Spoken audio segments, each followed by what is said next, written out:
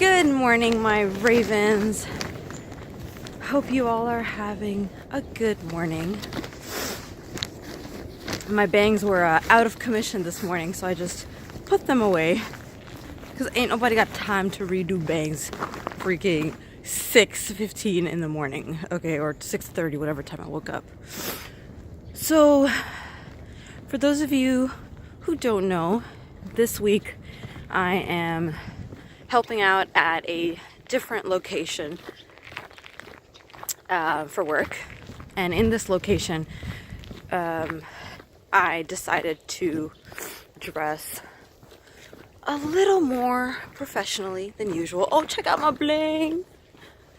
Okay, a little more professionally than usual. So today I decided to wear a dress and then throw on a blazer. And guys, do you have any articles of clothing that have very, very strong associations with certain times in your life, or certain feelings, or certain events? So this blazer, when I put it on, it immediately took me back to the time when, you know, without going into too much detail, the time that I was employed at a place for which I specifically bought this blazer, by the way, because it was a very professional environment. And my boss was just awful. Like, broke me down to the point where, like, I was already dealing with my own anxiety and my own depression and my own I don't know, just I was not feeling good about myself.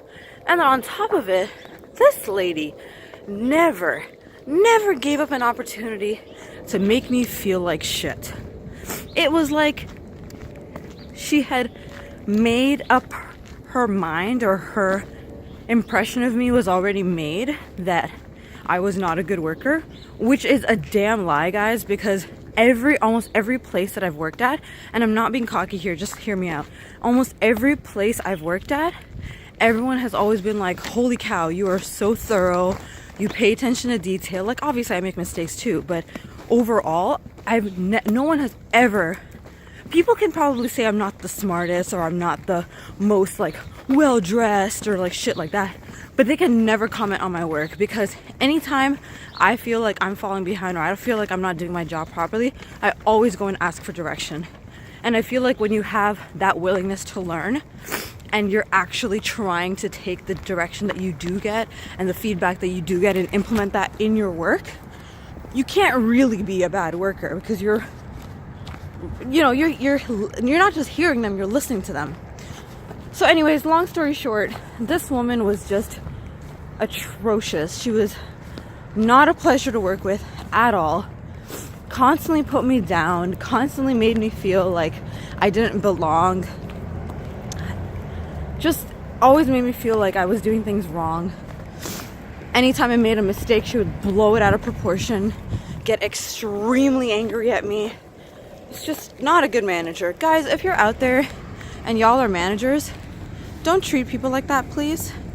And if you are blessed to have a position of authority, please don't abuse it. Because ravens, we don't do that to each other. We don't do that to people, okay? We try to help each other. We try to pull each other up. We try to empower each other. We try to be kind and considerate and gentle and compassionate and caring. That's what we do to each other. So people out there that are like my previous boss, they'll never be ravens.